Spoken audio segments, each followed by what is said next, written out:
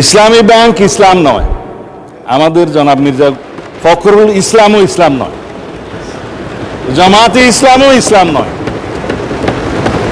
সুতরাং সবকিছুতে ইসলামের উপরে হাত দিবেন না দোহাই দেওয়া কিন্তু ঠিক নয়।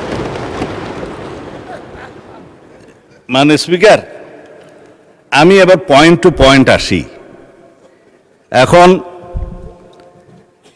একবার যে ব্যাংক আজান দিয়ে তকবীরে লিল্লাহ দিয়ে দখল করা হলো, সেই ব্যাংকের দখলটা বেদখল হয়ে যাবে, এই যাতনা তো আমরা বুঝি মানে স্পিকার।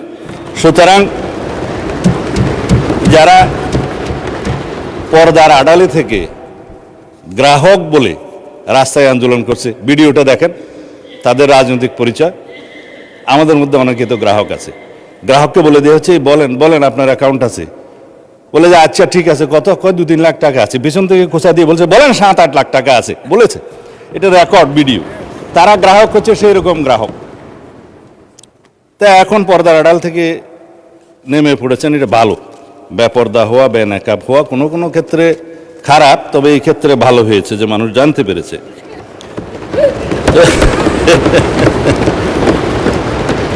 মানে স্পিকার, এখানে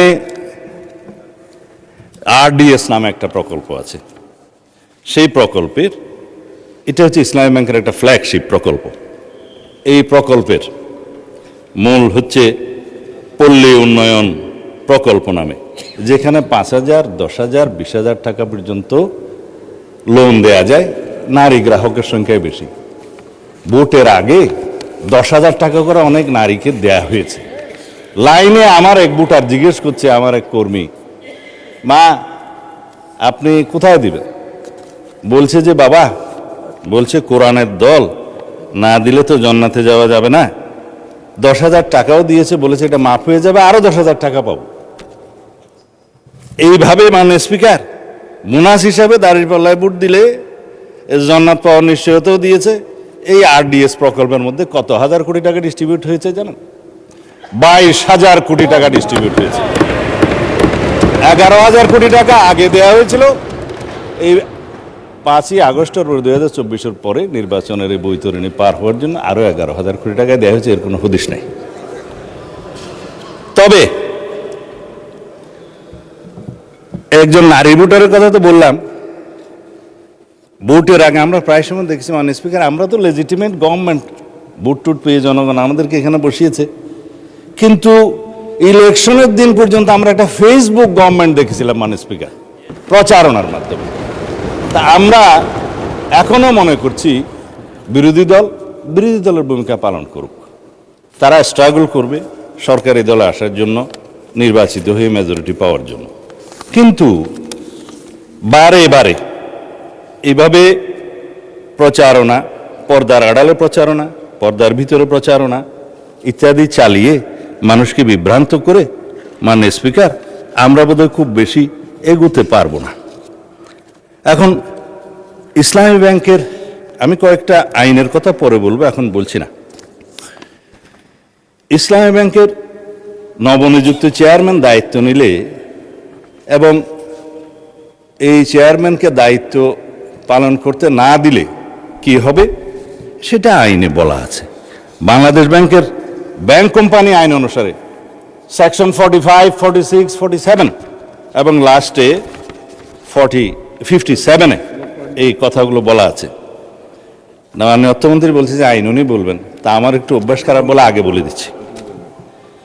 বাংলাদেশ ব্যাংকের নির্দেশ দানের ক্ষমতা, বাংলাদেশ ব্যাংক যদি এই মর্মে সন্তুষ্ট হয় জনস্বার্থে মুদ্রানীতি এবং ব্যাংক নীতির উন্নতির বিধানের জন্য কোনো ব্যাংক কোম্পানির আমানতকারীদের স্বার্থের পরিপন্থী এবং ব্যাংক কোম্পানির স্বার্থের পক্ষে ক্ষতিকর কার্যকলাপ প্রতিরোধ করার জন্য যে কোনো রকমের সিদ্ধান্ত বাংলাদেশ ব্যাংক দেওয়ার এখতিয়ার রাখে এবং ব্যাংক কোম্পানিগুলো, সংশ্লিষ্ট ব্যাংক কোম্পানিগুলো উক্ত আইন নির্দেশ পালনে বাধ্য থাকবে।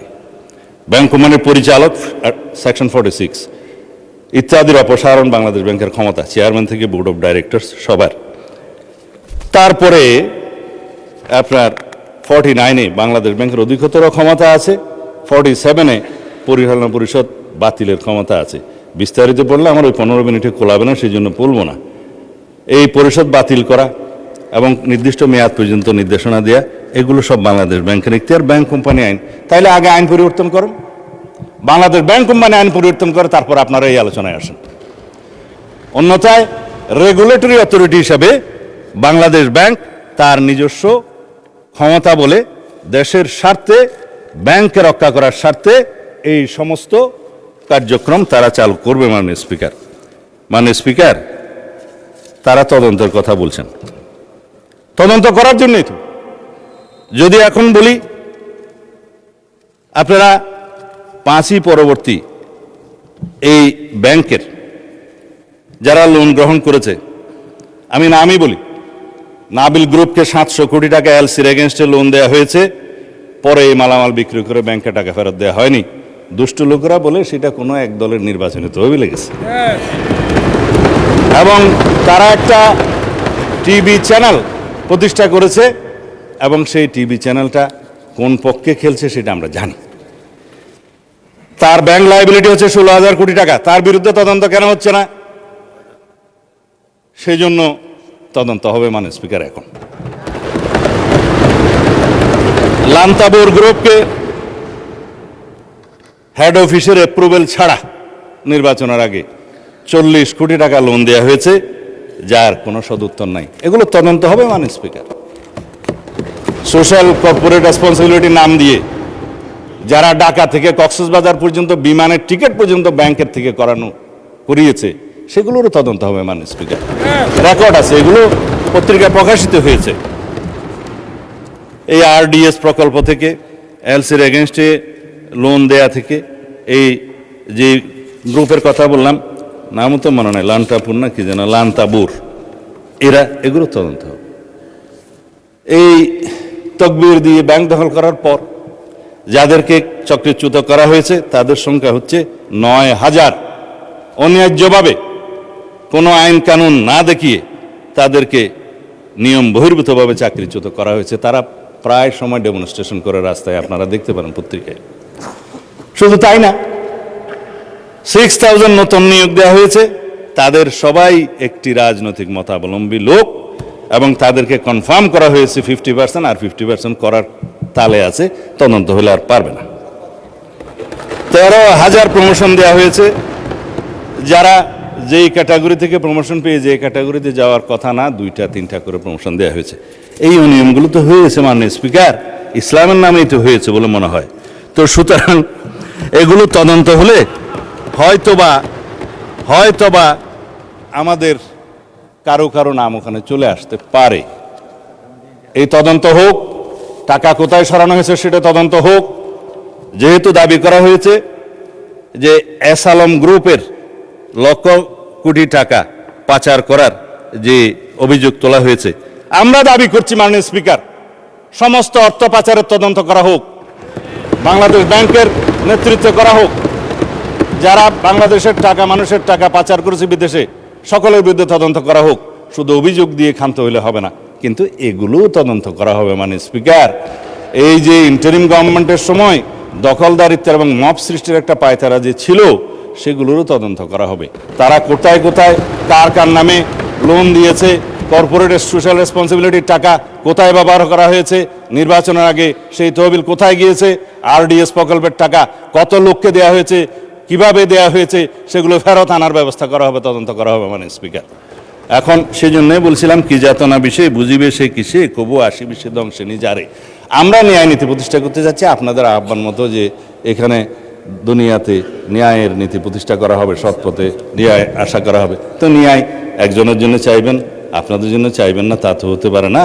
আমরা সকল গ্রাহকের এবং শেয়ার হোল্ডারদের স্বার্থ রক্ষা করব, ন্যায় নীতি প্রতিষ্ঠা করব, সুষ্ঠুভাবে তদন্ত করব। মাননীয় স্পিকার, শুধুমাত্র একজন চেয়ারম্যান নিয়োগকে নিয়ে যে অভিযোগ করা হয়েছে, বাংলাদেশ ব্যাংক থেকে তার প্রত্যুত্তরে বলা হয়েছে এই অফিসারের, এই চেয়ারম্যান যাকে নিয়োগ দেওয়া হয়েছে তার বিরুদ্ধে কোনো অভিযোগ প্রমাণিত হয়নি, কোনো তদন্ত নাই। যদি নতুনভাবে অভিযোগ আসে সেটা তদন্ত হবে। এখনো পর্যন্ত তো সে প্রিজাম্পশন অফ ইনোসেন্স নীতি অনুসারে তার বেনিফিটটা পাবে, যে তার বিরুদ্ধে শুধু অভিযোগ আনা হচ্ছে মৌখিকভাবে বা পত্রিকায়, সেই অভিযোগের তো তদন্ত হয় নাই। সুতরাং প্রিজাম্পশন অফ ইনোসেন্স হিসাবেই সে তার বেনিফিটটা পাবে। যদি অভিযোগ আনে তদন্ত হবে, তখন সেটা দেখা যাবে। এবং he who seeks equity must come with clean hand, this is one of the maximum of the equity. তারা যেগুলো বলছে, তারা যদি ক্লিন হ্যান্ডে থাকে তাহলে তারাও তদন্তের ফেস করুক। মাননীয় স্পিকার, যাদেরকে আজকে ব্যাংক কর্মচারীদেরকে অফিসে ঢুকতে দেওয়া হচ্ছে না এবং কলম বিরতির নামে জবরদস্তিমূলক ব্যাংকে যেয়ে বাধা দেওয়া হচ্ছে, আমাদের কাছে তো ভিডিও আছে। আমরা যেহেতু এই স্বরাষ্ট্র মন্ত্রণালয়ের দায়িত্ব পালন করছি, আমাদের কাছে সমস্ত কিছু রাখতে হয়। এই সমস্ত তদন্ত ভিডিও সহ অডিও সহ সব কিছু আছে। মাননীয় বিরোধী দলীয় নেতা এক জায়গায় বক্তৃতা দিয়ে বলেছেন তার বুকের উপর দিয়ে যাবে, যদি টিয়ার গ্যাসগুলি করতে হয় আমার উপর দিয়ে যাবে, আমি গ্রাহকের সেবা নিশ্চিত করব। গ্যারান্টেড মাননীয় বিরোধী দলীয় নেতা, গ্রাহকদের আমানতকারীদের স্বার্থ নিশ্চিত করার জন্য আমরাও বুক পেতে দেবো, শুধু আপনি কেন।